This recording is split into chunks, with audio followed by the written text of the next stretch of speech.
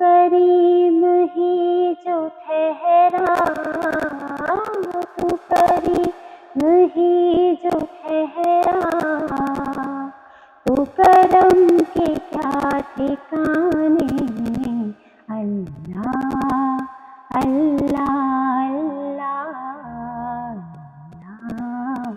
اللہ اللہ۔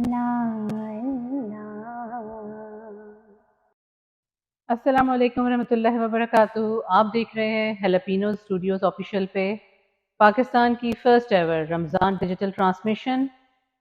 آج 26واں روزہ ہے، افطار ہونے والا ہے۔ افطار کے بعد 27ویں کی شب شروع ہونی ہے۔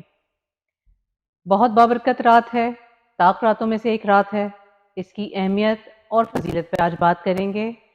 ہمارے ساتھ ہیں ڈاکٹر زنیرہ اکمبر، جو کہ بہت ریناؤنڈ اسلامک اسکالر ہیں، عالمہ ہیں، حافظہ ہیں۔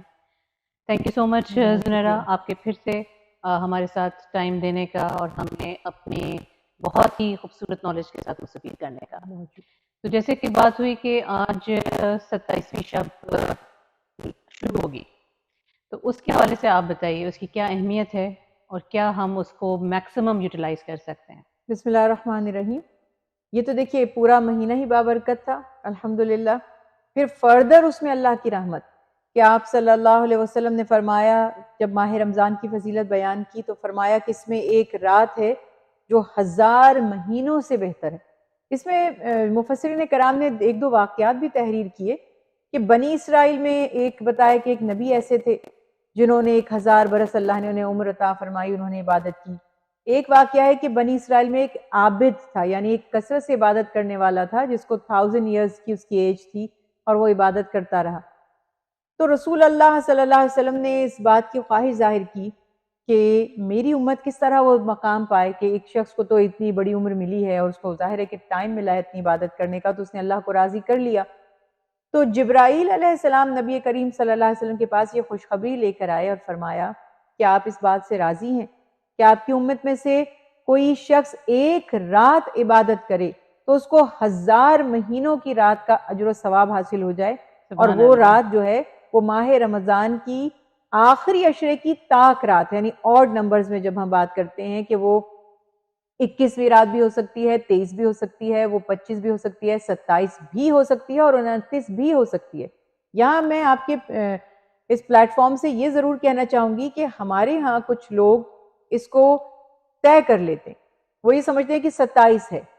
اگر 27 ہے یعنی کہ 27th آف رمضان ہی طاق رات ہے اگر، تو پھر اللہ کے پیارے حبیب رسول اللہ صلی اللہ علیہ وسلم نے کیوں فرمایا کہ اس کو آخری عشرے میں تلاش کرو؟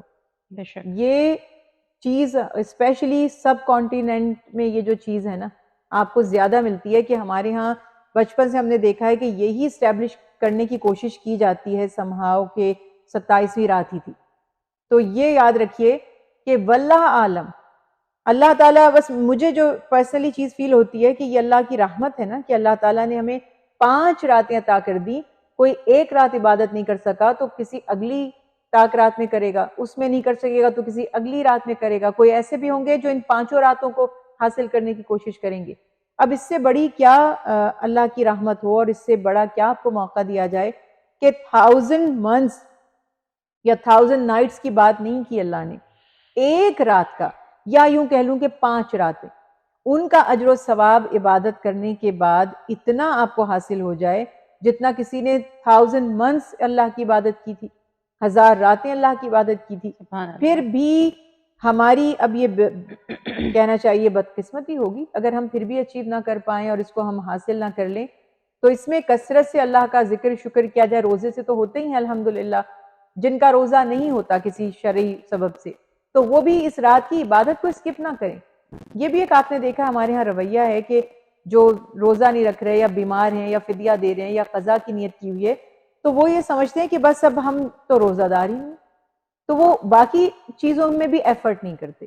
تو آپ اسی طرح سمجھیں کہ آپ روزہ داری ہیں، اگر آپ نے قضا کی نیت کی ہے تو بھی سمجھے آپ روزہ داری ہیں کیونکہ انشاءاللہ قضا کریں گے۔ اگر آپ فدیہ دے رہے ہیں تو بھی سمجھے روزہ دار ہیں کیونکہ روزے کے بدلے آپ نے فدیہ دے دیا اور روزے کا اجر پا لیا۔ تو کثرت سے عبادت کی جائے، عبادت میں جو سب سے بہترین ہے کہ آخری عشرہ ہے، اس میں اللہم اجرنی من النار، یہ بہت اہم ہے کہ یا اللہ مجھے جہنم سے، دوزخ سے نجات عطا فرما دیجئے. تو توبہ استغفار کثرت سے کیا جائے، صلاۃ التوبہ کی پڑھی جا سکتی ہے، وربلی ایسے تسبیحات استغفر اللہ کی پڑھی جا سکتی ہیں، تیسرے کلمے کو کثرت سے پڑھا جا سکتا ہے. بہت سے لوگ جو ہیں وہ اس رات میں نفلی نمازیں ادا کرتے ہیں، بہت سے لوگ قضاء عمری کی نیت کر لیتے ہیں. سب صحیح ہے، سب اللہ کی رضا کے بے لیے ہے. شک. ہاں بہت سے لوگ صلاۃ التسبیح کا اہتمام کرتے ہیں. حضرت ابن عباس رضی اللہ تعالیٰ عنہ سے اس کی بھی فضیلت مروی ہے کہ آپ صلی اللہ علیہ وسلم نے فرمایا کہ ایک ایسی نماز ہے کہ جو اگر میں تمہیں بتا دوں کہ وہ تمہارے اگلے پچھلے ظاہر پوشیدہ چھوٹے بڑے ہر گناہ کو مٹا دے گی.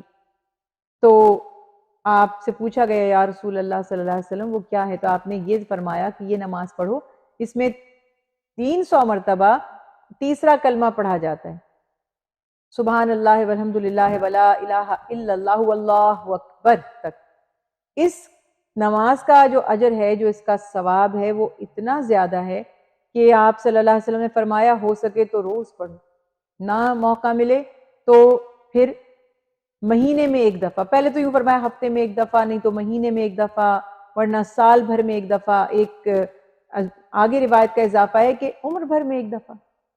تو فضیلت اس کی بہت کثرت سے بتائی گئی. اب ہمارے لوگوں کا تھوڑا سا ذہن ایسا ہو چکا ہے کہ بجائے عمل کرنے کے وہ اس کی ٹو میں لگ جائیں گے کہ یہ کہاں لکھا ہے، یہ صلاۃ و تسبیح کی ہسٹری کیا ہے، کیا یہ مستند عبادت ہے یا نہیں ہے. بالکل. اس میں جو پڑھا جا رہا ہے سب جائز ہے. یہ نماز اللہ کی رضا کے لیے ہے، یہ نفلی عبادت ہے.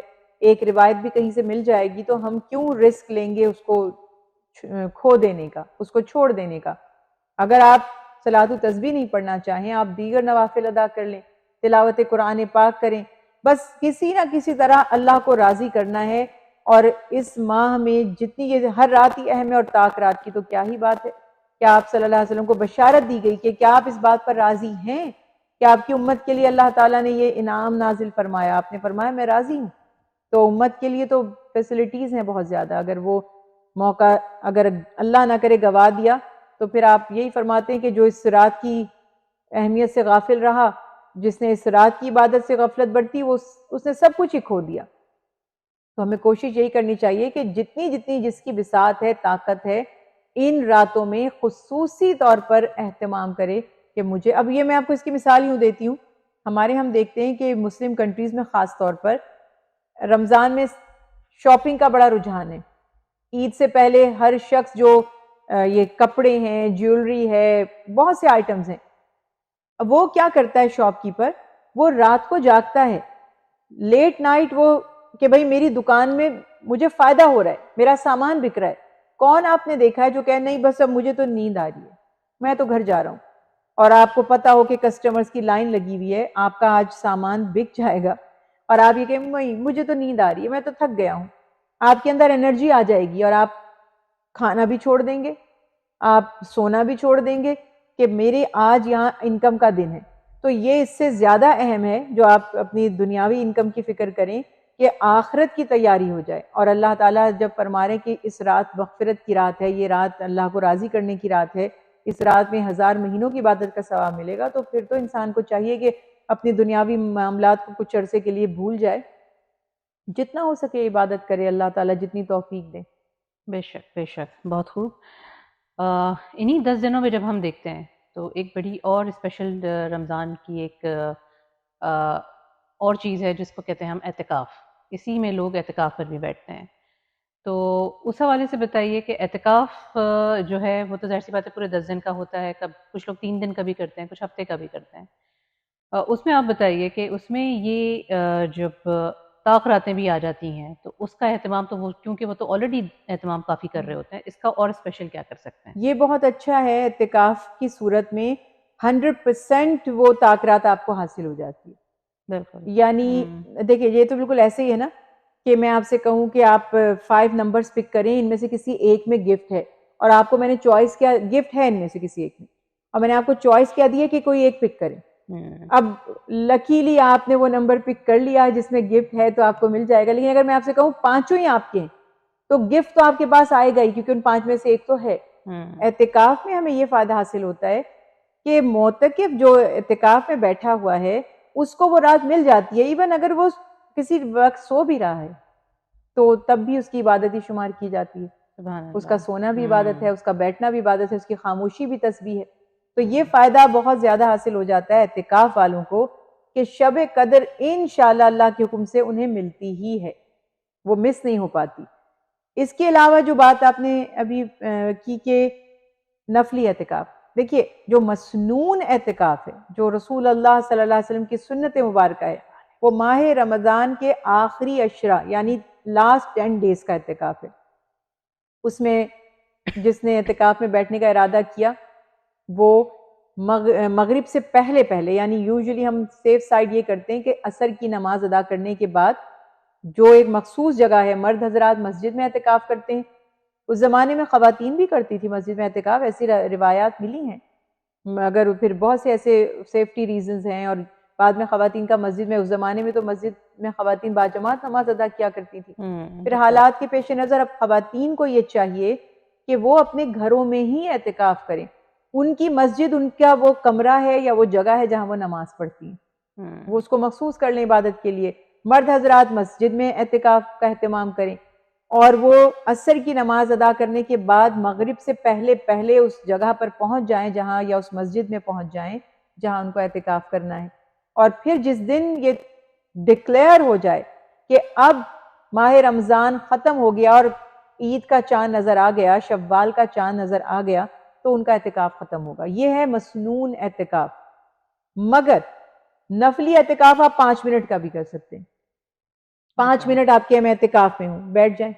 رسول اللہ صلی اللہ علیہ وسلم نے فرمایا جو نماز پڑھنے مسجد میں جاتا ہے تو وہ یہ نیت کر لے کہ میں اعتکاف سے ہوں, تو جتنی دیر وہ مسجد میں رہے گا اس کا وضو کرنا, اس کا بیٹھنا, اس کا عبادت کرنا, تسبیح کرنا, درس بیان سننا, مسجد میں اگر وہ تھوڑا صفائی کر دیتا ہے, ایسے اللہ والے ہیں کہ مسجد میں صفائی کرنے کے لیے جاتے ہیں. اب کئی جگہوں پہ کارپٹ ہیں, قالین ہیں, تو وہ کیا کرتے ہیں کہ وہ وہاں پر پراپر ویکیوم یا ہوور وغیرہ کرنے کے لیے جاتے ہیں مسجد میں, کہ ہم مسجد کو صفائی, اور ماشاءاللہ ویل آف لوگ ہیں, ایسا نہیں ہے کہ وہ پیسوں کے لیے کرتے ہیں, مگر وہ مسجد کی خدمت کرنا چاہتے ہیں. تو مسجد میں جو بھی آپ کی یہ پازیٹیو ایکٹیویٹیز ہیں, جب تک آپ مسجد سے باہر نہیں نکل آتے, یہ نیت کر لیں میں اعتکاف میں ہوں. ایسی خواتین گھر میں اگر ان کو پتہ ہے کہ کوئی وقت ایسا ہے, جیسے اگر وہ وضو کر کے بیٹھ گئی ہیں اور انہیں پتہ ہے کہ میں اب عصر کے بعد مغرب تک یہاں بیٹھی ہوئی ہوں, مغرب کی نماز پڑھ کے ہی اٹھوں گی, یا مغرب کی نماز کے بعد اب میں ذکر کروں گی, پھر عشاء کی نماز کے بعد اٹھوں گی, تو اس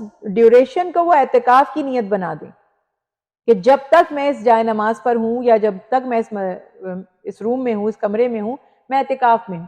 یہ نفلی اعتکاف ہے, اس کا ثواب ہے, مگر یہ کوئی آلٹرنیٹیوز نہیں ہے. جیسے ہم کہتے ہیں میں بھائی 10 دن کا نہیں کر سکی, 3 دن کا کر رہی ہوں, یہ پھر وہ عرض کروں گی کہ وہ تو آپ 5 منٹ کا بھی کر سکتے ہیں, مگر اصل میں جو اعتکاف ہے وہ ہے 10 دن کا.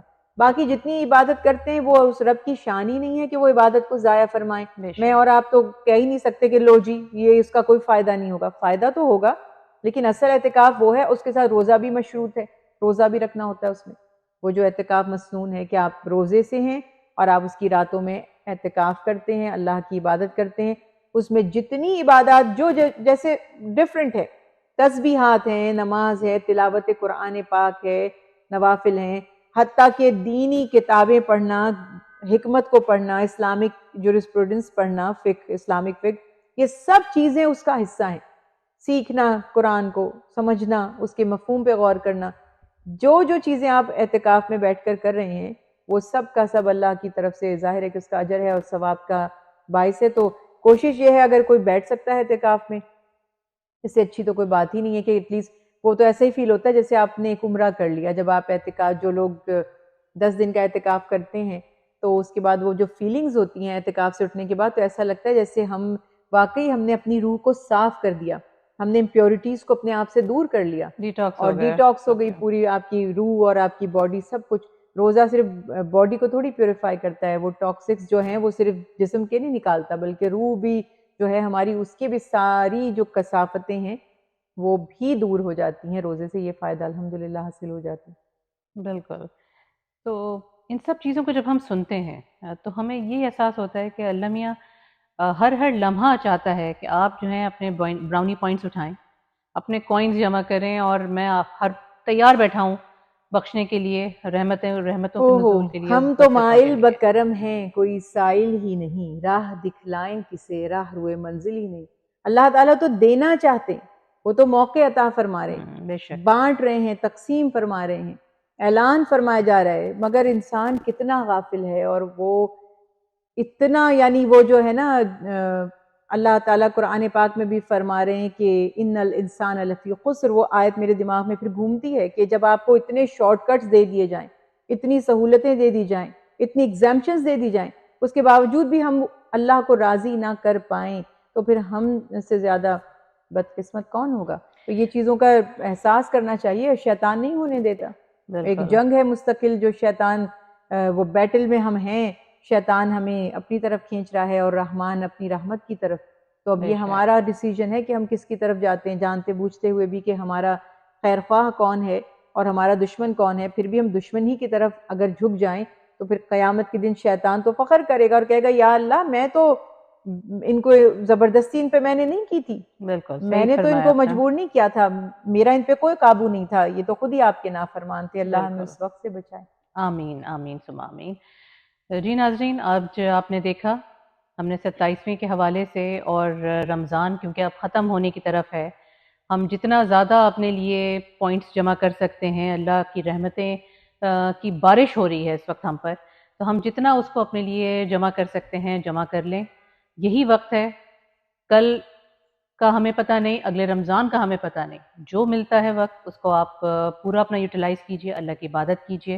اور ناظرین، 26واں روزہ اپنے اختتام کو پہنچنے والا ہے، 27ویں کی شب شروع ہونے والی ہے، بابرکت مہینے کی بابرکت راتوں میں سے ایک ہے، تو ہمیں بھی اپنی دعاؤں میں بہت یاد رکھیے۔ ہم آپ سے الوداع کہتے ہیں کلام رمضان کے ساتھ، اور انشاءاللہ کل ملاقات ہوگی آپ سے۔ اللہ حافظ۔ بلغ العلا بکمالہ، بلغ العلا بکمالہ، کشف الدجى بجمالہ، حسن جمیع خصالہ، حسن جمیع خصالہ، صلوا علیہ وآلہ، صلوا علیہ وآلہ، صلوا علیہ وآلہ، جسے چاہا در پہ بلا لیا، جسے چاہا اپنا بنا لیا، جسے چاہا در پہ بلا لیا، جسے چاہا اپنا بنا لیا۔